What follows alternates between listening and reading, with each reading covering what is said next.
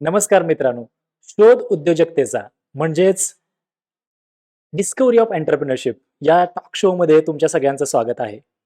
माझं नाव विशाल आणि आज आपल्याबरोबर गेस्ट आहेत मिस्टर सुप्रीत मंगसुळे. बाय प्रोफेशन ते इंजिनियर आहेत आणि आज एक युवा उद्योजक एक युवा उद्योजक म्हणून ग्रो करत आहेत. So आज आपण त्यांच्याविषयी जाणून घेणार आहे. त्यांच्या 8 वर्षाच्या एंटरप्रेन्योरशिप जर्नीविषयी जाणून घेणार आहे. त्यांच्या आयुष्यामधले चढ-उतार या सर्वच गोष्टी आपण पाहणार आहे. तर याच्यामध्ये नक्कीच तुम्हाला बऱ्याच गोष्टी शिकायला भेटणार आहेत आणि हा कार्यक्रम, हा शो त्यासाठीच डेव्हलप केलेला आहे. सो आज आपण त्यांचं स्वागत करूया आपल्या शोवरती. Supreet, welcome to our show. आणि आम्हाला शॉर्टमध्ये सांगा की व्हॉट इज युअर स्टोरी? सगळ्यात पहिला थँक्यू मला या शोवरती बोलवल्याबद्दल. शॉर्टमध्ये सांगायचं म्हटलं तर सगळ्यात पहिली ऑर्डर मला एक 300 टी-शर्टची मिळालेली. ती माझ्यासाठी खूप मोठं अचीव्हमेंट होतं. आणि अनफॉर्च्युनेटली म्हणजे 8 वर्षापूर्वी सगळ्यात पहिली ऑर्डर ती माझ्याकडून चुकली आणि ती मला करता आली नाही. आणि तिथून म्हणजे इतका प्रॉब्लेम झाला, म्हणजे ओळखीचे लोक होते, तितके बोलले मला त्यांनी आणि फायनान्शियली पण खूप लॉस झाला. कारण की जवळपास 1.5-2 लाख रुपयाची ऑर्डर होती ती आणि माझ्याकडे आधी काही पैसे नव्हते आणि त्यातनं हे लॉस. त्यामुळे मी ऑलरेडी खूप खाली हे झालो. खूप पैसे गेले, जवळपास 20-25 कॉलेज डेज हजार. मध्ये असताना. कॉलेज डेज मध्ये ओके असताना, ओके. करेक्ट. आणि जवळपास 20-25 हजार रुपयाचं माझं तिथं नुकसान झालं. तिथून आज 8 वर्षाच्या ह्याच्यामध्ये इतकं शिकायला मिळालं, की आज प्रिंट माय टी मध्ये आम्ही ऑलमोस्ट इतके टी-शर्ट्स प्रिंट केलेले आहेत. ते जर का आपण एका फुटबॉलच्या फील्डवरती पूर्ण असे पसरून ठेवले, तर टोटल 9 फुटबॉल फील्ड्स भरतील. अरे बापरे! ऑसम. जस्ट इमॅजिन करा की एंटरप्रेन्योरशिप जर्नी खरोखरच डिफिकल्ट असते. सुप्रीतने सुरू केलं त्यावेळी त्याला एक खूप मोठं फेल्युअर आलं होतं. आणि कॉलेजमध्ये असताना तुम्हाला माहित असतं की आपण खूप एनर्जेटिक असतो आणि तुम्ही सुद्धा बऱ्याच वेळा असे स्टार्टअप सुरू केले असतील किंवा अशी कामं हाती घेतली असतील आणि त्यानेही एनर्जेटिक असताना घेतली होती. पण मला असं वाटतंय की सगळ्याच गोष्टी प्लॅननुसार झाल्या नसतील आणि नक्कीच त्या ठिकाणी खूप सारं सहन पण करावं लागलं असेल. सोशल असेल किंवा मित्रांच्यामध्ये असेल किंवा कॉलेजमधल्या पूर्ण मॅनेजमेंटमध्ये असेल. पण तरीसुद्धा त्याच्यानंतर 9 फुटबॉल फील्ड्स कव्हर करण्याइतकं सक्सेस किंवा कव्हर करण्याइतके टी-शर्ट्स जर आज डिलिव्हर केले असतील, तर नक्कीच आपल्याला या ठिकाणी खूप चांगल्या गोष्टी पाहायला मिळणार आहेत, ऐकायला मिळणार आहेत. तर स्टे ट्यून. सो मला असं विचारायचं आहे, की आज एक युवा उद्योजक म्हणून, एक बेस्ट एंटरप्रेन्योर म्हणून, ग्रेट एंटरप्रेन्योर म्हणून तुम्ही आज काम करत आहात. वेगवेगळ्या तुमचे प्रॉडक्ट्स आहेत, सर्व्हिसेस आहेत, बिझनेसेस आहेत. पण या प्रवासामध्ये स्कूल्स, कॉलेजेसमध्ये असताना सेम अशाच पद्धतीचं नेचर होतं, की त्यावेळेपासूनच ठरवलं होतं, की बाबा एंटरप्रेन्योरशिपमध्ये एंटर करायचं, की काय झालं? म्हणजे तो टर्निंग पॉइंट काय होता, की एंटरप्रेन्योरशिपमध्ये येण्याचा किंवा ते स्कूल, कॉलेजेसमध्ये कशा पद्धतीचं नेचर होतं? बेसिकली स्कूलमध्ये मी ज्यावेळी होतो त्यावेळी मी तसा ॲव्हरेज स्टुडंट होतो. म्हणजे 5 नंबर ते 10 नंबरच्या मध्ये मी असायचो. म्हणजे टोटल रँकिंगमध्ये. रँकिंगमध्ये. ओके. टोटल तसे वर्गामध्ये आमच्या 30च लोकं होते. हां. पण त्यामध्ये मी 5 ते 10च्या मध्ये असायचो, वर-खाली होत असायचो. म्हणजे ॲव्हरेज स्टुडंट होतो. जास्त मला असं म्हणजे आवडायचं, सायन्स वगैरे आवडायचं, मॅथ्स एवढं आवडायचं नाही. पण ॲव्हरेज स्टुडंट होतो मी. पण त्यावेळी असं काही एंटरप्रेन्योर्स हे नव्हतं. त्यावेळी एवढी बुद्धी पण नव्हती, की काय करायला पाहिजे किंवा काय असं डिसिजन पण घेतला नव्हता. पण जसं-जसं पुढे गेलो, तसं-तसं मग डिस्कव्हर झाल्या गोष्टी, बाहेर पडलो घरातून. मग तसं ॲक्चुअली एंटरप्रेन्योरशिपचं जे माझं सुरुवात झाली, ती झाली 3rd इयर ऑफ इंजिनिअरिंगला. ओके. सो जे आता आपण फेल्युअर बोललो होतो, 300 करेक्ट. टी-शर्ट्सचं. करेक्ट. सो ॲक्चुअली तिथून सुरुवात झाली. नाही, 300 टी-शर्टचं तर मी इंजिनिअरिंगला लास्ट इयरला असताना चालू केलेलं. हां. पण आपलं जे माझं सगळ्यात पहिली जी जर्नी होती, म्हणजे 3rd इयरला असताना म्हणजे ज्यावेळी मी इंजिनिअरिंगला ॲडमिशन घेतलं, त्यावेळी माझ्या डोक्यात असंच होतं, की आपल्याला म्हणजे मला कॉम्प्युटर आणि आय-टी सिक्युरिटीमध्ये जास्त इंटरेस्ट होता. बरोबर. तर मग मी विचार केला, की कुठल्यातरी कंपनीमध्ये आय-टी सिक्युरिटी मध्ये आपण काहीतरी जॉब करायचा, हेच माझ्या डोक्यामध्ये होतं. पण 2012 मध्ये आम्ही त्याची खूप एक इंटरेस्टिंग स्टोरी आहे. म्हणजे जर तुम्हाला ऐकायचं असेल तर मी येस, येस. डिटेलमध्ये. Of course, of course. मग ते आम्ही 4 मित्र कोल्हापूरला गेलेलो ओके. आणि कोल्हापूरला आम्ही हुक्का पीत बसलेलो एका हॉटेलमध्ये. ओके. आणि हुक्का पिता-पिता असंच एक मित्र म्हणला, की आपण एक हुक्का शॉप चालू करूया. ओके. मग तिथून ती सुरुवात झाली. मग आम्ही हुक्का शॉप चालू केलं, प्लॅनिंग केलं त्याच्यामध्ये पूर्ण सगळं सामान वगैरे आणलं, फर्निचर केलं आणि बरोबर त्याच वेळेला महाराष्ट्र गव्हर्नमेंटनं हुक्क्यावरती बॅन आणला. Okay. So this is your first startup. This was my first startup. त्यावेळी आम्ही थर्ड इयरला होतो. ओके. मग लास्ट मोमेंटला आम्ही ठरवलं की आता हुक्का तर बॅन झालेला, मग आता करायचं काय? तर मग आम्ही ठरवलं की ते कॉफी शॉप ओपन करायचं. ओके. मग कॉफी शॉप आम्ही ओपन केलं आणि त्यावेळी सगळ्यात पहिल्यांदा मी फर्स्ट हँड एक्सपिरियन्स घेतला की बिझनेसचा. ओके. तिथं मला कळालं की जर का मी एका दिवसात 10 कॉफी विकून 2,000 रुपये कमवत असेल, हां. तर मग कॉफी किती विकायची याला काही लिमिट नाही. पण मग मी जर जॉब केला असता तर मला काय महिन्याला एक 25,000 30,000 रुपये एक फिक्स्ड सॅलरी मिळाली. बरोबर. तिथं माझं ब्रेन ऍक्च्युली थोडंसं हे झालं की इकडे लिमिटच नाही आहे आणि इकडे इकडे लिमिटेशन आहे. limitations किती आहे. जरी काम केलं तरी मला सॅलरी तेवढीच तेवढीच मिळणार आहे भेटणार. किंवा एका ठराविक पॉईंट नंतर एक अमाऊंट मिळणार आहे. तर इथे ऍक्च्युली मी ठरवलं की डिसाईड केलं की आपल्याला बिझनेस करायचा आहे. येस. म्हणजे या ठिकाणी तुम्हाला क्लिअर झालं, की तुला क्लिअर झालं, की आता याच्यामध्ये पोटेन्शियल आहे. कारण मी जितके इनपुट्स देऊ शकतोय, तितके आउटपुट्स पण मला मिळणार आहेत. करेक्ट. ते जॉबमध्ये नाही भेटणार. राईट. पण मग त्यावेळी थोडंसं असं कन्फ्युजन नाही का झालं, की बाबा आपण एक आय-टी इंजिनिअर आहे आणि आपण कॉफी शॉप, हुक्का शॉप, पुढे जाऊन टी-शर्ट प्रिंटिंग बिझनेस याचा आणि तुमच्या एज्युकेशनचा काही संबंध नाहीये. मग हे कसं मॅनेज केलं? कारण त्यावेळी डेफिनेटली समाजामधून, फॅमिलीमधून अपोज झाला असेल, फ्रेंड्स बोलले असतील, की "अरे तू काय करतोयस? फ्युचर खूप ब्राईट आहे, आय-टी इंडस्ट्रीमध्ये आपण." मग ते कसं मॅनेज केलं सगळं? ज्यावेळी कॉफी शॉप चालू झालं त्यावेळीच म्हणजे मी निश्चय केलेला की आता जर जॉब तर करायचा नाही, कारण की ह्याच्यामधला मला प्लस पॉइंट समजलेले की ह्याच्यामध्ये ग्रोथ अपॉर्च्युनिटी अनलिमिटेड आहे. मी जेवढं काम करणार तेवढा आउटपुट मला मिळणार. मग त्यावेळी मी घरी सांगितलं की असं असं माझं प्लॅन आहे. त्यावेळी माझ्या डोक्यात होतं की मी इंडियातलं नवीन स्टारबक्स करणार, सुरू असं करणार. माझं ते अरे हे वाह! होतं, ड्रीम, प्लॅन होता, ड्रीम ड्रीम. होतं हं. की ह्या कॉफी शॉपला हे करून. पण नंतर मग परत तेच की सगळे जण म्हणले की तू इंजिनियर होणार आणि मग तू कॉफीचं हे करणार किंवा हां, हां. या सगळ्या गोष्टी झाल्या. मग मी डिसाईड केलं की त्यावेळी तसं पण कॉलेजमध्येच होतो, त्यामुळे मी म्हणले की जास्त आता काही टेन्शन घ्यायला नको या गोष्टीचं. बरोबर. पण करायचं तर आपल्याला बिझनेसच आहे. काय करायचा ह्याला अजून आपल्याकडे 1-1.5 वर्ष आहे. त्याच्यावरती अजून विचार करूया आणि मग ठरवूया की काय करायचं. फायनल इयरला असताना ना फ्लिपकार्ट नवीन आलेलं. ओके. फायनल इयरला म्हणजे आय गेस 2012-13 ची गोष्ट आहे. ओके. आणि फ्लिपकार्ट बद्दल मला कळालं. मग मी 1-2 बुक्स वगैरे मागवायला सुरुवात केली आणि त्या काळात म्हणजे आपल्या छोट्याशा गावामध्ये बसून एवढ्या सगळ्या गोष्टींना ऍक्सेस मिळणं हां. हे मला काहीतरी एकदम असं वेगळं वाटलं एक्स्ट्राऑर्डिनरी वाटलं. आणि एक्स्ट्रॉर्डिनरी वाटलं की मी एकदम त्याच्यामध्ये म्हणजे हे झालो. ती आयडिया एकदम मला भन्नाट वाटली की हे Yes. काहीतरी जबरदस्त आहे आणि हे फ्युचरमध्ये काहीतरी होणार. त्यावेळी मी फायनल इयरला असताना निश्चय केला की आपल्याला काहीतरी ई कॉमर्स आणि ऑनलाईन बिझनेसमध्ये करायचं आहे. ओके. मग मी प्लॅनिंग करायला सुरुवात केली आणि मग मी ठरवलं की आपण स्वतःचा टी-शर्टचा ब्रँड सुरू करायचा आणि तो आपण फ्लिपकार्ट, स्नॅपडील इथे विकायचा. ओके. मग त्यावेळी ते लोक काय असं सेलर प्रोग्राम वगैरे घेत run करत नव्हते. नव्हते. नव्हते. मग मी त्यांना मेल केला त्यांच्या वेबसाईटवरती जाऊन कॉन्टॅक्ट करून की मी असं माझा टी-शर्टचा ब्रँड लॉन्च करणार आहे आणि मला तुमच्या वेबसाईटवरती विकायचं आहे. ओके. मग त्यातून त्यांचा रिप्लाय आला की तुम्ही हे करू शकता म्हणून. ओके. मग हे टी-शर्टच त्या ठिकाणी का ठरवलं, की बाबा आता लास्ट इयरला होतं तर ऑनलाईन जायचंय तर मग अजून पण प्रोडक्ट्समध्ये जाऊ शकलं असतं. बरोबर. का ती तुमची फेल्युअर स्टोरी इथं कनेक्ट झाली? बरोबर.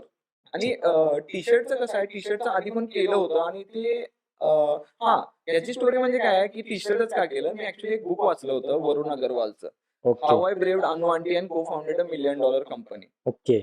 तर ते वाचल्यानंतर मला जाणवलं की अरे हे तर आपण केले हां, हां, हां. आणि हा करू शकतो तर मग मी पण करू शकतो. करू शकतो. ओके. मग तिथे ते ऍक्च्युली झालं म्हणून मग ठरवलं की टी-शर्टचं करायचं आणि मला स्वतःला पर्सनली टी-शर्ट घालायला खूप आवडायचं. आवडायचे आणि ते पण आपल्याला हवे त्या हवे तसे म्हणजे printed. प्रिंटेड म्हणजे ज्या डिझाईन्समध्ये किंवा लोगोजमध्ये किंवा स्लोगन्समध्ये, कोट्समध्ये Correct. आणि ते जनरली आपल्याला पाहिजे तसे शोधायला गेले तर भेटत नव्हते. बरोबर. त्यावेळी तर भेटत नव्हते. Correct. आज खूप इझी झाले. पण बरोबर. त्यावेळी भेटत नव्हते. बरोबर. सो लास्ट इयरलाच सुरुवात इथून झाली कॉफी शॉप वगैरे आणि त्याच्यानंतर त्या प्रोसेसमध्येच एक क्लिक झाला ई कॉमर्स इंडस्ट्रीविषयी. हा खूप मोठा म्हणजे तुमच्या टर्निंग पॉईंट म्हणायला काही हरकत नाहीये. पण मला या ठिकाणी असा प्रश्न विचारायचा आहे, की तुम्हाला जसं आता तुला जसं क्लिक झालं, तसं मला किंवा आपल्याकडे असणारे व्ह्यूअर्स आहेत, आपल्या सगळ्यांनाच असं सारखं काहीतरी क्लिक होत असते. पण आयडियाज खूप असतात. पण त्या ॲक्चुअली एज्युकेशनमध्ये कसं काय आलं? कारण आयडियाज खूप येतात. सगळं बघितल्यानंतर आज Google आयडियाजनी भरलेलं आहे. आणि रोज सगळ्यांना आयडिया देत आहेत, पण ते ऍक्च्युअल मध्ये एंटर होत नाही कधी, म्हणजे ऍक्च्युअल मध्ये कधी येतच नाही. Correct. मग ते कसं काय झालं की लगेच झाला कॉलेज, मग सगळ्यांनी सपोर्ट केला? की कसं झालं, कसं शोधलं या ऑपॉर्च्युनिटी पुढे? आता सगळ्यात पहिला म्हणजे माझ्याकडे डिफिकल्ट सिच्युएशन ही होती की घरच्यांना सांगायचं की मी जॉब करणार नाही आणि मी Okay. काहीतरी स्वतःचं करणार आहे. येस. त्यामध्ये 2012-13 म्हणजे खूपच अर्ली टाइम होता ई कॉमर्स साठी. हा. म्हणजे जस्ट लोकांना समजायला लागलेलं की असं पण आहे की मागवलं की येतंय घरी प्रोडक्ट. मग मी घरच्यांना मला सांगितलं की असं असं माझा प्लॅन आहे आणि असं असं मी टी शर्टचा ब्रँड चालू करणार आहे आणि तो मी ऑनलाईन विकणार.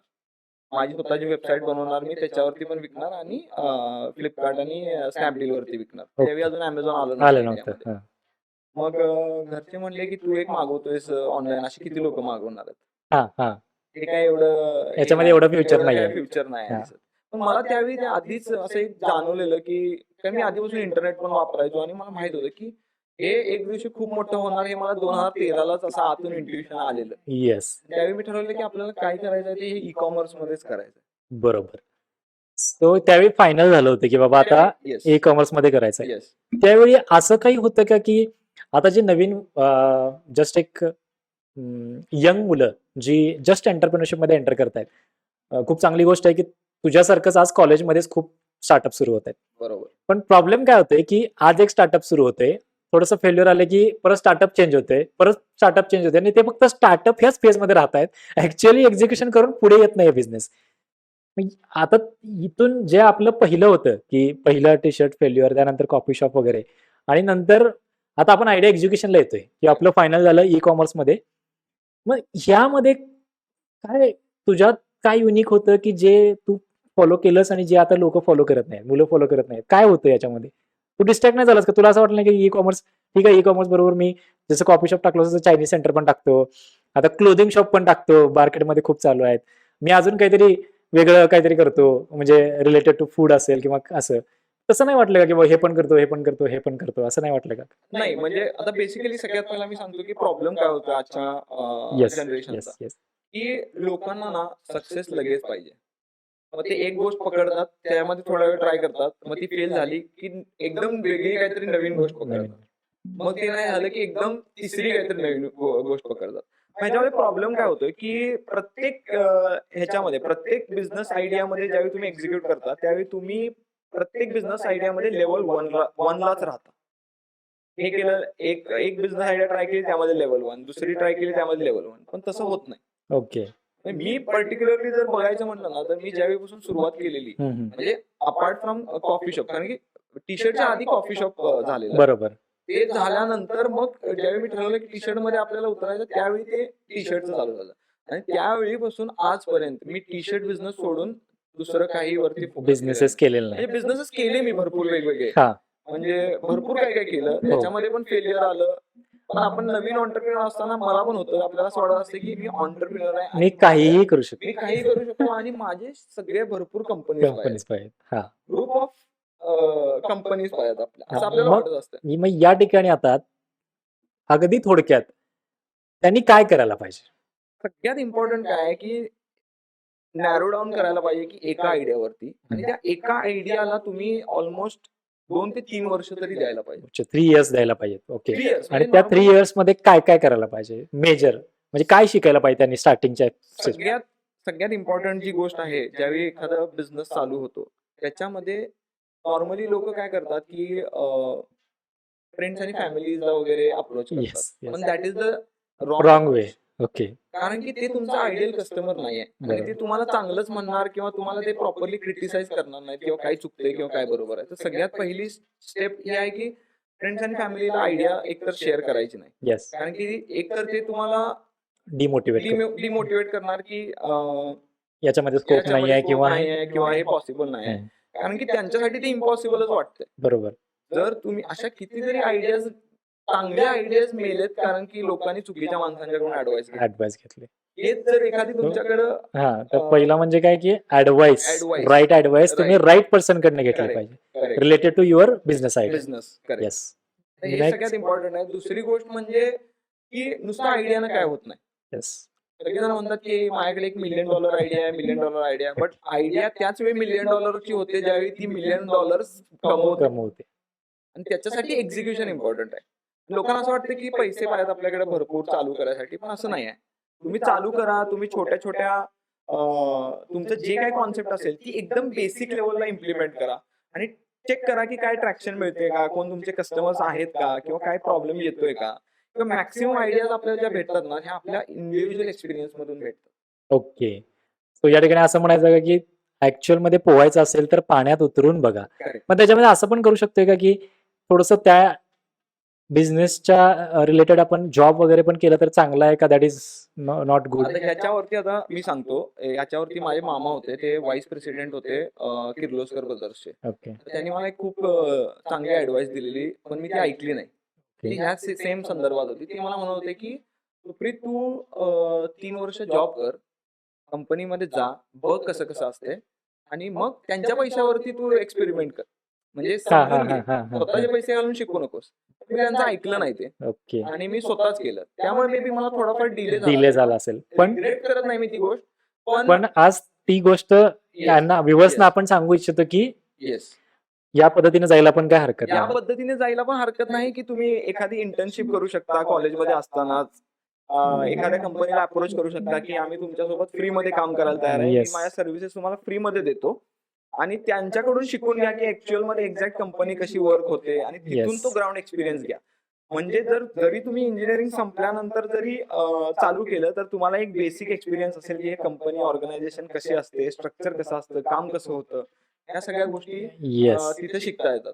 आज ऍक्च्युअली युट्यूब वरती आणि याच्यावरती पण शिकता येतात, पण जे ऍक्च्युअल कंपनीमधले नाही, YouTube आणि Google किंवा असं इन्फॉर्मेशन कोणीतरी सांगितली असेल, ती information that is only information असं आपण म्हणू शकतो Correct. कदाचित. करेक्ट, त्याचं नॉलेजमध्ये कधी कन्व्हर्जन होणार जेव्हा Right. तुम्ही ऍक्च्युअल मध्ये ते काम करणार. राईट. काम दुसऱ्याचं पाहणं आणि आपण करणं याच्यामध्ये फरक आहे असं तुम्हाला म्हणायचं. येस. म्हणजे रिअल वर्ल्ड मध्ये एक्झिक्युशन करणं आणि त्या एक्झिक्युशन मध्ये आपण इन्व्हॉल्व असणं राईट, हा पार्ट खूप महत्वाचा आहे. बरोबर. तर आपण इन्व्हॉल्व नसेल तर आपल्याला त्यातल्या प्रॉब्लेम समजणार नाही. समजणार. मग हे करायचं कशासाठी तर प्रॉब्लेम फाइंड आउट करण्यासाठी. Correct. येस. सो बघा, या ठिकाणी 3 ते 4 पॉइंट्स महत्वाचे आपल्याला सुप्रीतने सांगितले आणि ते मी थोडंसं रिवाइज करतोय, की सगळ्यात महत्वाचं कन्सिस्टंटली एकाच प्रोडक्टवरती किंवा एका सर्व्हिसेसवरती किंवा एका बिझनेस आयडियावरती कमीत कमी 3 इयर्स 2 to 3 इयर्स तुम्ही काम केलं पाहिजे. 1000 दिवस. 1000 दिवस. ओके. सो आय थिंक मला वाटतं की 10,000 तास असा काहीतरी तो रूल पण एक आहे. बरोबर. सो बरोबर. तुम्हाला काय करायचं आहे?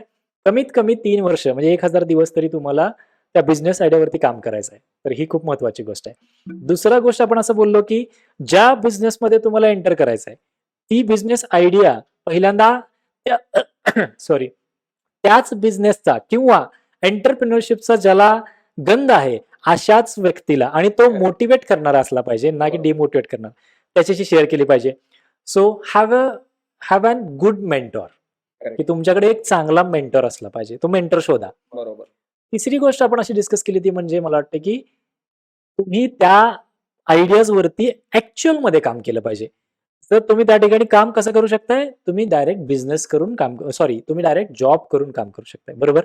Job, internship. जॉब असेल, इंटर्नशिप असेल, तर तुम्ही त्या ठिकाणी काम करू शकताय. भले ती पेड असू दे, अगर अनपेड असो. फ्री असू दे. येस. पण तुम्ही तिथे केलं पाहिजे ते आणि तिथे actual experience, ground level experience grab केला पाहिजे. अजून काय आपलं राहतंय का की इनिशियल स्टेजला काय फोकस करायला पाहिजे? 3-4 मुद्दे तर त्यांना मिळाले. अजून एक कुठला आहे का?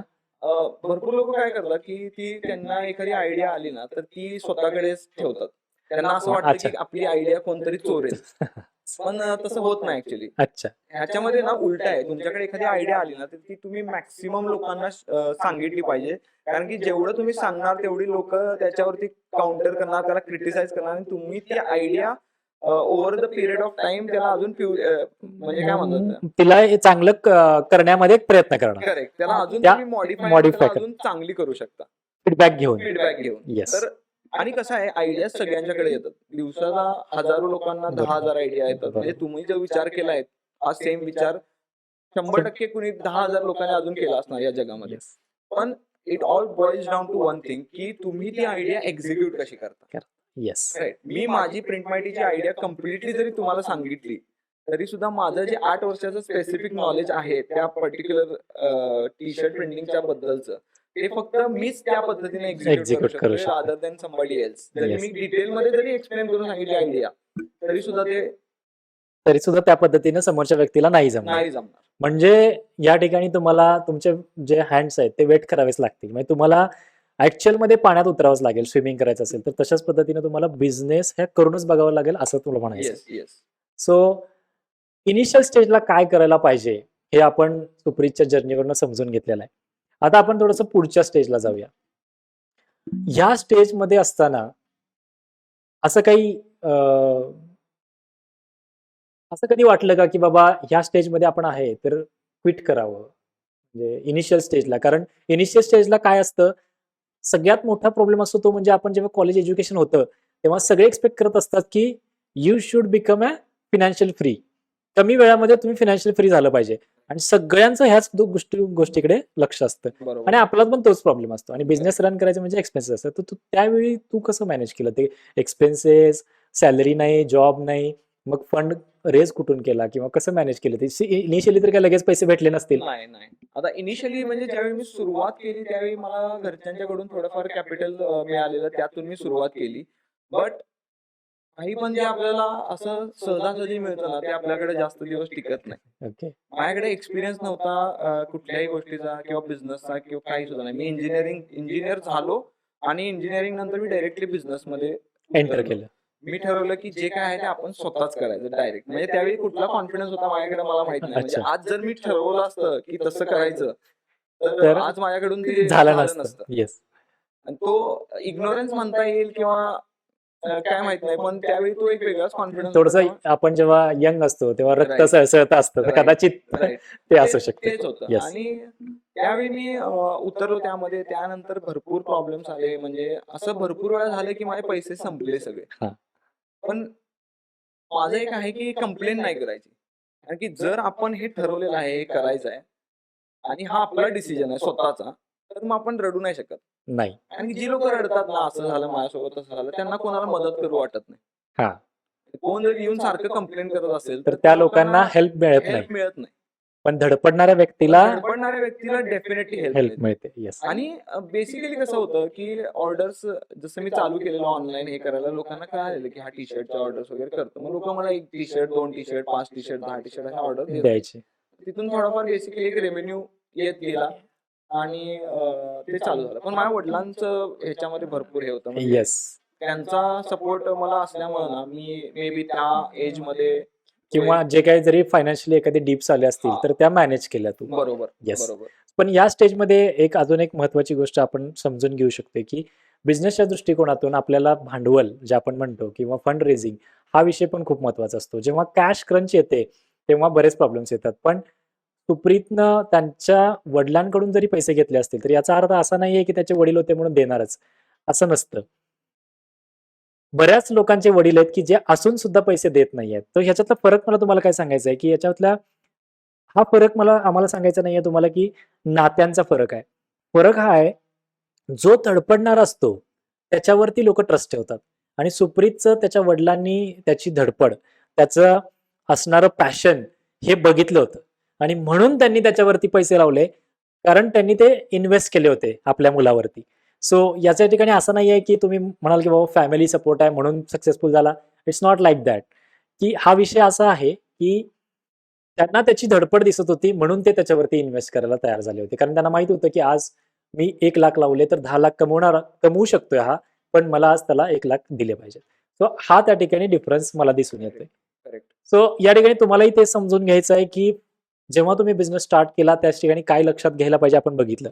सो आता सुप्रीतने काय सांगितलं, की महत्त्वाचं असतं ते म्हणजे फंड्स आणि केअरफुली फंड्स तुम्ही मॅनेज केले पाहिजेत आणि उभा पण केले पाहिजेत. आता मला सांग, जेव्हा तुला पैसे येत होते, सो तेव्हा तू ते पैसे एन्जॉय करत होतास, की रिइन्व्हेस्ट बिझनेसमध्ये करत होतास? ती खूप महत्त्वाची गोष्ट आहे. कारण आपल्यामध्ये बरेच थोडे पैसे आले, की कोणी स्पोर्ट बाईक घेतंय, कोणी गोफ घेतंय, गोफ करतंय गळ्यातला, तर कोणी फोर व्हीलर कमी वेळामध्ये सेकंड हँड फोर व्हीलर घेऊन ते लगेच बॉस बनतात. सो तुला काय वाटतंय, की काय म्हणजे त्या ठिकाणी हे हे होतंय तुला दिसतंय, तर नाही, तू नाही, हे काय होतं. सांगू शकतोयस, की आता तू काय केलंस? बेसिकली मी मी जे ऑब्झर्व्ह केले ना किंवा की आजच्या Instagram आणि सोशल मीडियाच्या दुनियेमध्ये लोकांना लवकर सक्सेसफुल व्हायचंय आणि सगळ्यांना दाखवायचंय, की मी सक्सेसफुल झालोय. Fake fake fake. हे दाखवायचं हां, म्हणजे मग फेक. त्याच्यासाठी लोकं काय करतायत, की हा अजून झालेलो नाही ना मी, तरी सुद्धा मला दाखवायचंय. पण जर हे कसं आहे, हे एक इल्युजन आहे. बेसिकली ज्यावेळी तुम्ही एखादी पोस्ट टाकताय, लोकं लाईक करतात. पण आतमध्ये, तुमच्या स्वतःच्या आतमध्ये एक एम्प्टीनेस तुम्हाला जाणवतोय. फील होत असते. एक एम्प्टीनेस असतोच, कारण की तुम्हाला स्वतःला माहिती आहे, की किती आहे खरं आणि किती नाहीये. मग तो एक एम्प्टीनेस जो आहे ना, तो फक्त एक ॲक्चुअल एक्झिक्युशन आणि ॲक्चुअल सक्सेसच तुम्हाला तो कॉन्फिडन्स आणि तो एक हे देऊ शकतो. तो एम्प्टीनेस फुलफिल ऍक्च्युअल मध्ये तुम्ही वर्क केल्यानंतरच मिळू शकतोय. केल्यानंतरच आणि जेव्हा तुम्ही मेहनत करून कमवताय तेव्हा त्या पैशाची व्हॅल्यू तुम्हाला असली पाहिजे. बरोबर. So reinvest in your business. Yes. या ठिकाणी सुप्रीतला असं म्हणायचं की तुम्ही परत तेच पैसे तुमच्या बिझनेस मध्ये इन्व्हेस्ट करा इन्व्हेस्ट करा. आणि develop your systems, process, develop your product, quality maintain करा, एम्प्लॉईज हायर करा, काही फ्युचरसाठी तुम्ही त्याच्यामध्ये सेव्हिंग्स करून ठेवा. पण बरोबर. बिझनेसला पहिल्यांदा तो आलेला फंड आहे तो बिझनेस मधून बाहेर घेऊन न जाता नाही. बिझनेस मध्येच ठेवा. राईट. हा सगळ्यात महत्वाची गोष्ट आहे. Correct. आणि असे असेट्स घेऊ नका की जे असेट्स तुमच्यावर लायबिलिटी म्हणून काम करतील. बरोबर. त्याच्यापेक्षा तुम्ही ज्यावेळी इनिशियल डेज असतात ना, त्यावेळी बेसिकली वीकेंड वगैरे तर काही संबंधच येत नाही. ज्यावेळी तुम्ही एका Yes, स्टार्टअप yes. मध्ये काम करत असताय. 24/7 ऑन. 24/7 तुम्ही ऑनच असताय कंटिन्युअसली, हाच विचार. आणि आता सुद्धा आता एवढे वर्ष झाल्यात, तर मी थोडंफार आता हे बायफर्केट करायला शिकलेलो आहे, की पर्सनल आणि कामाचं. प्रोफेशन मध्ये पण तरी सुद्धा 24 आवर्स तुमच्या डोक्यामध्ये ते चालूच चालूच असतं, असतं. कारण की शेवटी ते कंटिन्युअस काही ना काहीतरी प्रॉब्लेम्स आणि Problems हे आहेत. येतच असतात. येस. मला आठवत नाही की माझ्या गेल्या 8 वर्षामध्ये मी हार्डली, मला असं वाटतंय की वीकेंड्सना वगैरे मी कधीच पार्टी वगैरे केली नाही, केली किंवा खूप रेअरली मध्ये म्हणजे एक- असं म्हणजे माझे शेड्यूलच मित्र- कधी मेंटेन नाही केलं की बाबा नाही. संडे आला आणि एन्जॉय करायचं आहे नाही, असं काहीच नाही, नाही. इनिशियली 5-6 वर्षात तरी अजिबातच नाही, कारण की मित्र वगैरे मला म्हणायचे की चल चल जाऊया वीकेंडला वगैरे. पण नाही, मला ते गिल्टी वाटायचं की मी इथे करायला लागलोय काय, आणि माझ्याकडे कॅपिटल इतकं कमी आहे, आणि प्लस मला हे वाढवायचं आहे, ह्याच्यासाठी कॅपिटल पाहिजे. मग इकडे जर मी कॅपिटल घातलं तर, आणि 1-2 वेळा मी गेलो पण अंडर प्रेशर, पण पण तिथं जाऊन माझ्या डोक्यामध्ये तेच, आणि I was not able to enjoy. Yes मग मी त्यापासून ठरवलं की नाहीच, आपल्याला नाहीच जायचं तर नाहीच जायचं. मी येस. कधी गेलोच नाही. वीकेंडला युजली मी घरी बसून, संडे जरी असेल, भले ते थॉट प्रोसेस मध्ये घरी राहिलो Right. पण गेलो नाही. तर या ठिकाणी बघा अजून आपल्याला एक नवीन पॉईंट समजतो तो म्हणजे आपण फंड रेझिंग वर होतो. सो फंड मॅनेज केला पाहिजे, तुम्ही इन्व्हेस्ट केलं पाहिजे, रिइन्व्हेस्ट केलं पाहिजे तुमच्या बिझनेसमध्ये, सिस्टम प्रोसेस डेव्हलप केला पाहिजे. पण हे झालं पैशाच्या बाबतीत, ठीक आहे.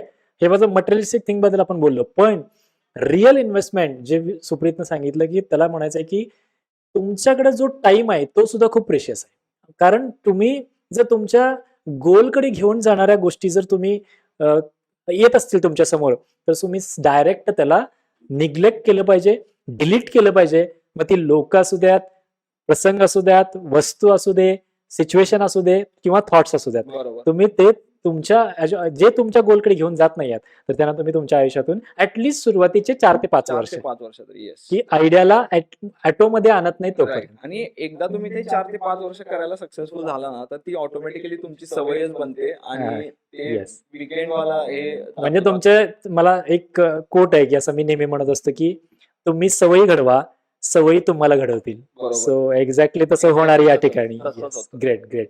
सो मला असं वाटतं की काही मिनिटच झालेले आहेत आपल्याला, पण खूप चांगल्या पद्धतीने डिस्कशन फ्लो करतोय. तुम्ही जर्नी तर जाणूनच घेताय. आपल्याला बघायचं आहे की प्रिंट माय हा जो बिझनेस आहे, जो 9 फुटबॉल ग्राउंड्सना कव्हर करणारा इतक्या पद्धतीने सेल केलेला आहे, तर ते कशा पद्धतीने केलेलं आहे ते तर आपण बघणारच आहे. तुम्हाला काय करायचं आहे, तर आमच्या बरोबर स्टेट ट्यून राहायचं आहे. जितकं काही याच्यातून घेता येईल ते तुम्हाला घ्यायचं आहे. अगदी मी तर म्हणेन पेन आणि पेपर घेऊन बसा, कारण जेव्हा तुम्ही जे तुम्हाला अंडरस्टँड करताय, जे तुमचं जेव्हा पेपरवर येतं तेच तुमच्या आयुष्यात एक्झिक्यूट होतं. तर तुम्हाला अजून स्टेट ट्यून राहायचं आहे. खूप साऱ्या गोष्टी पुढे येणार आहेत. सुप्रीत, परत एकदा खरंच थँक्यू व्हेरी मच, कारण आज जे काही तू शेअर करतोयस ते रिअल एक्सपिरियन्सेस आहेत. या ठिकाणी फेक काय नाहीये, आणि ना आपण काही इथे ठरवलेलं नाहीये की आपल्याला फेक काय बोलायचं आहे. Right. सो जे काही रिअल आहे, जे काय ऍक्च्युअल रिअल एक्सपिरियन्सेस आहेत तेच आपल्या बरोबर आज शेअर होत आहेत. बरोबर. तर नक्कीच तुम्हाला याच्यातून मोटिवेशन तर मिळणारच आहे, पण फक्त मोटिवेशन देण्यासाठी आज आम्ही इथं आलेलो नाहीये. नाहीये. आम्हाला तुम्हाला ऍक्च्युअल स्ट्रॅटेजीज द्यायच्या आहेत. सो तुम्हाला एका बिझनेस आयडियाला आपण कशा पद्धतीनं एक्झिक्यूट करू शकतोय इथपर्यंतची जी जर्नी आहे, हे स्ट्रॅटेजी तुम्हाला आम्ही ऑलरेडी दिलेली आहे. असं म्हणायला काहीच हरकत नाहीये. बरोबर. आता आपण सुप्रीतची नेक्स्ट जर्नी आता ती डिफिकल्ट असणार आहे. कारण एंटर केलेलं आहे, कोर बिझनेस समजलेला आहे. मग त्यावेळी काय-काय झालं ते आता आपण जाणून घेऊया, की एंटर केलं बिझनेसमध्ये, फायनली ठरलं, पप्पांच्याकडून फंड रेज केला, बिझनेस करायला सुरुवात केली, टी-शर्टच्या ऑर्डर्स यायला सुरुवात केली. त्यावेळी काही ब्रँड होता, की असंच आपण विकत होतो विदाऊट ब्रँड? किंवा नाही, कसं त्यावेळी झालं मग ते पुढे? ज्यावेळी मी सुरुवात केली ना, त्यावेळी मी एक 10 ते 15 डिझाईन्स बनवून घेतलेल्या, प्रिंट करून ऑलरेडी रेडीमध्ये स्टॉकमध्ये ठेवलेल्या. त्याचा एक मी ब्रँड नेम दिलेला त्याला एक, पण तो नंतर मी बंद केला because of lot of problems आणि फेलियर्स त्यामध्ये झालं त्यामुळं. ओके. मग बेसिकली इनिशियली करताना ब्रँड ब्रँड नेम मीच केलेलं ऍक्च्युली. अब्यूज लाईफस्टाईल म्हणून माझ्या कंपनीचा ओके. ब्रँड होता तो, अब्यूज म्हणून. ओके. मग तो त्याचे थोडे निगेटिव्ह कॉनोटेशन्स होते, त्यामुळे मग मी ते थोडं चेंज केलं नंतर. ओके. मग त्या ब्रँडचं नाव चेंज केलं, की तो नाव- ब्रँडच बंद तो म्हणजे? तो ब्रँडच बंद केला आणि नवीन ब्रँड मग तो ब्रँड डोक्यात विचार आल्यापासून ते एक्झिक्यूट करेपर्यंत हा किती वेळ घेतला? 3 म्हणजे वर्ष.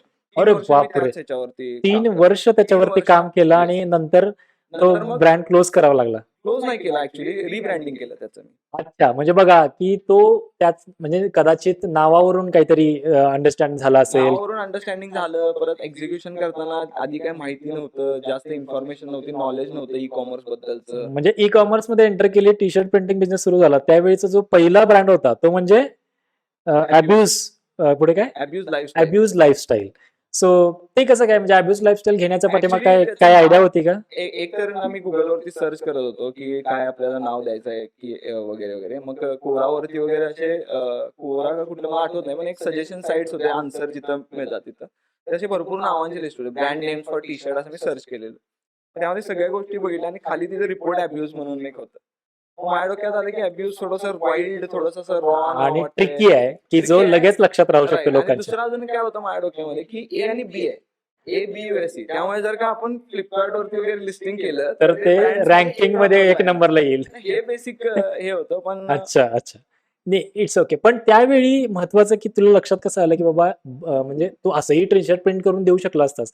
मग आता बिझनेसचा एक पार्ट असतो ना, की क्रिएट युअर ब्रँड, हम्म. है ना? किंवा ब्रँड्स आहेत मार्केटमध्ये, मग माझा पण एक ब्रँड असायला पाहिजे. ती थॉट प्रोसेस कशी आली? बाय लर्निंग आली, की कसं, म्हणजे काय नाही, क्लिक झालं? आता ज्यावेळी मी सुरुवात केलेली ना, त्यावेळी आमच्या डोक्यात काय होतं की सगळ्यात बेस्ट क्वालिटी टी शर्ट सगळ्यात अफोर्डेबल प्राइस मध्ये द्यायचं. ओके. पण ज्यावेळी एक्झिक्युशन करायला सुरुवात केली, त्यावेळी काय आलं की अफोर्डेबल आणि बेस्ट हे quality हे कधी मॅच होत नाही. एका लाईन मध्ये नाही दॅट होऊ इज शकत. Ground real experience. Right. Yes. हे फक्त इमॅजिनरी होतं की आपल्याला असं करायचं, एकदम भारी टी शर्ट, एकदम स्वस्त. स्वस्तात पण भारी आणि स्वस्त मिळत नाही. मिळत नाही. हा. तर मग ते तसं ऍक्च्युली सुरुवात झालेली तिथून की हा, हा. आपल्याला स्वस्त टी शर्ट बनवायचे आहेत आणि हे, कारण की हा. कॉलेजमध्ये असताना आपल्या डोक्यात एकच असते की आपल्याकडे पैसे पैसे आपल्याला नाहीत. स्वस्तात चांगलं काहीतरी मिळालं पाहिजे. Yes. म्हणजे आपण पण तोच विचार करतो, की करेक्ट. क्वालिटी इम्प्रूव्ह करायची, पण लो कास्ट मध्ये द्यायचं. Right. That is not a good business. That is not actually practically possible. हा, म्हणजे हे आयडियाज तुम्ही डिस्कस करायला चांगली आहे, राईट. पण ज्यावेळी तुम्ही प्रॅक्टिकली पॉसिबल नाही. नाही, ज्यावेळी तुम्ही actual good quality T shirt मार्केटमध्ये हे करायला जाता, त्यावेळी तुम्ही ते प्राइस मॅचच नाही करू शकत. ओके. सो या ठिकाणी मला असा एक प्रश्न विचारायचा आहे, की एंटरप्रिनरशिप करत असताना, आपण एंटरप्रिनर जर्नी असताना, एखादा ब्रँड म्हणजे जस्ट लाईक आवर बेबी किंवा आपल्या एका मुलासारखं असतं. Correct. 3 वर्ष तू त्या अब्यूज लाईफस्टाईलला रात्रंदिवस त्याच्यावरती तू स्पेंड केलीस. तुला बंद करताना वाईट नाही वाटलं का, किंवा किंवा ते हे करताना असं काही वाटलं नाही का, की काय शॉर्ट म्हणजे त्याच्यातून कसं झालं? नाही, ती बेसिकली ट्रान्झिशन कसा होता रिब्रँडिंगचा? बेसिकली काय झालं की ज्यावेळी मी 3 वर्ष त्याच्यामध्ये दिले, त्यावेळी भरपूर गोष्टी मला शिकायला मिळाल्या आणि मला रिअलाइज झालं पण आपण यामध्ये भरपूर चुकी केलेल्या आहेत. कस्टमर रिव्ह्यूज म्हणा किंवा ऑर्डर्सचे प्रॉब्लेम झाले असतील काही, त्या सगळ्या गोष्टी भरपूर होत्या. मग म्हटलं की आता आपल्याला समजलेलं आहे, मग आपण ह्याला परत एकदा, आता नाव तर थोडंफार हे झालेलंच आहे त्यामुळे डॅमेज झालेलं, मग आपण काय करू की आपल्याला नवीन गोष्टी कळल्या तर आपण नवीन फ्रेश स्टार्ट करू पूर्ण. म्हणजे त्याच्यातून तुलाही एनर्जी भेटली Right. असेल नवीन. राईट. येस. सो ही 3 वर्ष मग असं म्हणायला काही हरकत नाही, की आज जे काही उभं आहे किंवा आज जे काही दिसतंय ते ऍक्च्युअली त्या 3 वर्षाच्या जर्नीमध्येच शिकलं गेलेलं आहे किंवा तो बेस बसलेला आहे असं म्हणायला काही हरकत नाही. मला असं वाटतं, की प्रॅक्टिकल बेस जो होता तो त्या 3 वर्षामध्येच बसला असेल असं मला वाटतंय. काय?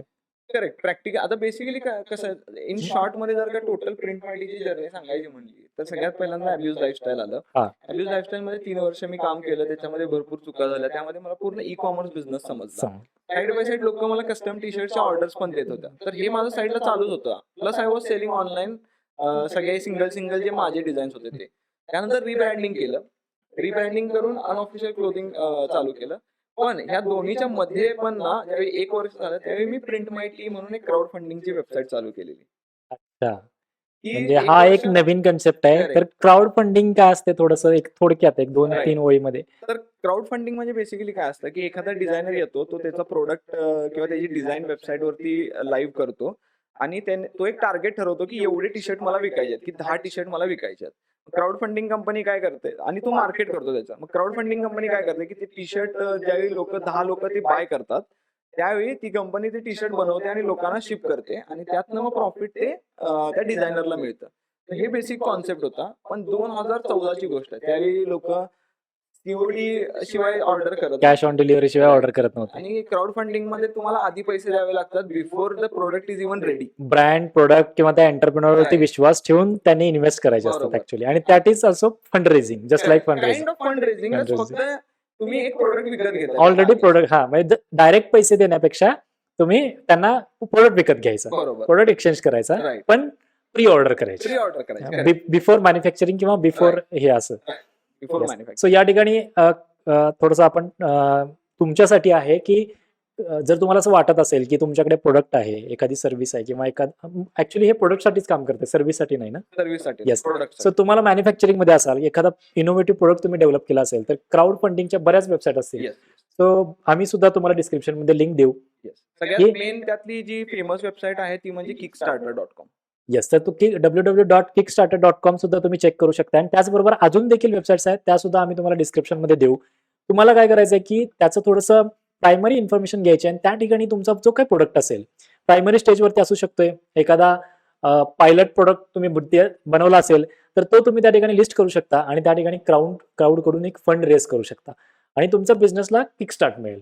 किती सिम्पल आहे. आज जे काही म्हणजे जसं आधी होतं की एखादी आयडिया आली तर ते मॅन्युफॅक्चरिंग करणं, इन्व्हेस्ट करणं खूप अवघड होतं त्याच्यामध्ये. बरोबर. पण आज तुम्ही किती सिम्पली पहिला मार्केटमधून पैसे रेस करू शकताय आणि मग तुम्ही प्रोडक्ट तयार करून डिलिव्हर करू शकताय. राईट. आणि याचं एक मोठं एक्झाम्पल जे तुम्हाला सगळ्यांना माहित असेल ते मला असं वाटतं ते म्हणजे इलॉन मस्क जे काही इलेक्ट्रिक व्हेकल जे लॉन्च करतोय तो पहिल्यांदा बुक करून घेतो आणि त्याच्यानंतर मॅन्युफॅक्चरिंग करतो. जर तुम्ही बघत असेल तर तुम्ही बघू शकताय पायलट प्रोजेक्ट लॉन्च करून त्याचं मार्केटिंग करून तो प्रायमरी बुकिंग करून घेतो आणि 7, 8, 9 महिन्यानंतर 1 वर्षानंतर सुद्धा डिलिव्हर देतोय. बरोबर. So this is nothing but crowd funding.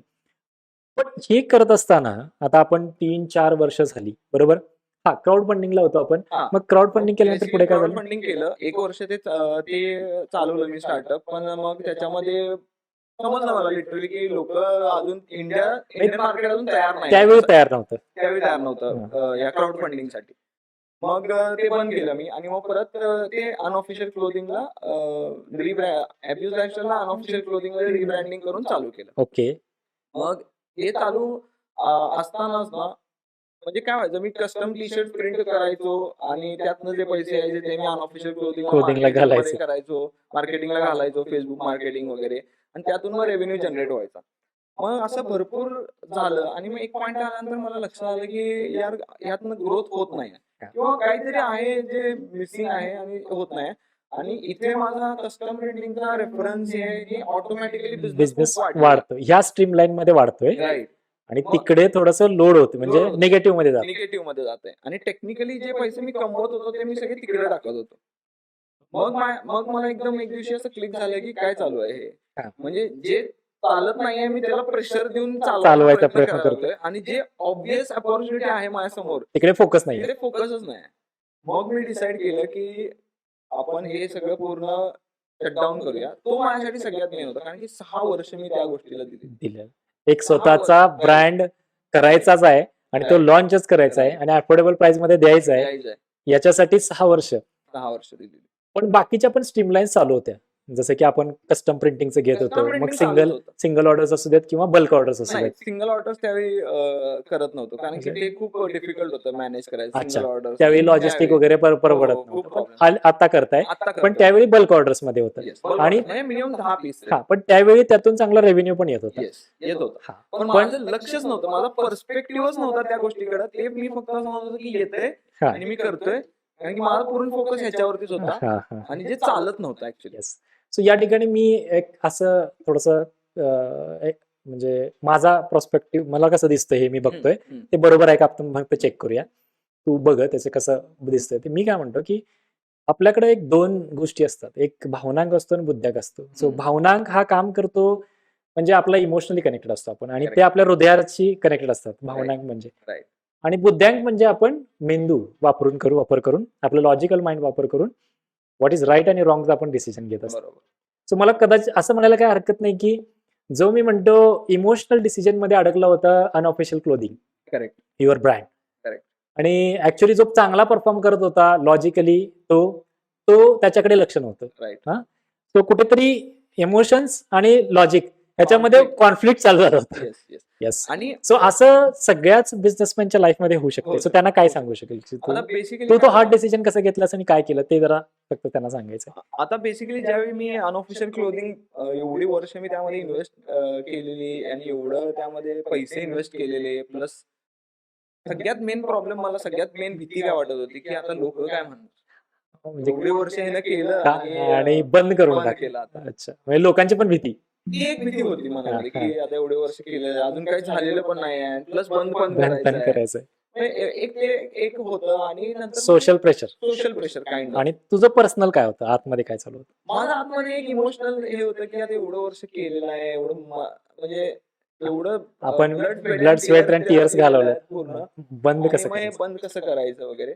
पण नंतर मग मी विचार केला की व्हॉट इज प्रॅक्टिकल, आणि किती, म्हणजे शेवटी आपल्याला बिझनेस करायचा आहे. तर बिझनेस पॉइंट ऑफ व्ह्यू न विचार केला पाहिजे. Right, business point of view न विचार केला पाहिजे. आपण एक On ऑन्टरप्रिन्युअर आहे. प्रॉफिट, लॉस, बरोबर. Expenses, operating cost, future, right. Customer, traffic, ह्या गोष्टींचा विचार करायला करेक्ट. पाहिजे. करेक्ट. मला काय आवडतंय हे जास्त Right. मला काय आवडतं, आणि काय होतं तर सगळ्यात मेन प्रॉब्लेम, आणि भरपूर ऑन्टरप्रिनर्सचा हा प्रॉब्लेम होतोय, आपण नॉर्मली आपल्याला काय पाहिजे ते आपण विकायला जातोय.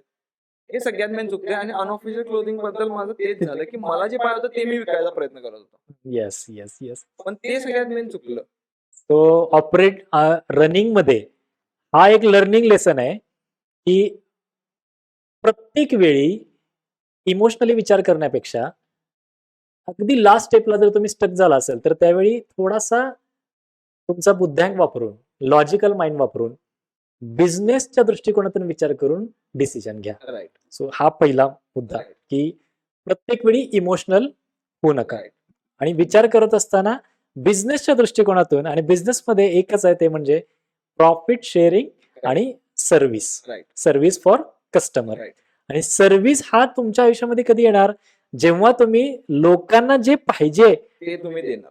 तर ह्या ठिकाणी आपला तो प्रॉब्लेम होता की 6 वर्षात आपल्याला काय पाहिजे ते आपण करत होतो, करेक्ट. लोकांना काय हवंय ते आपण बनवत नव्हतो. राईट.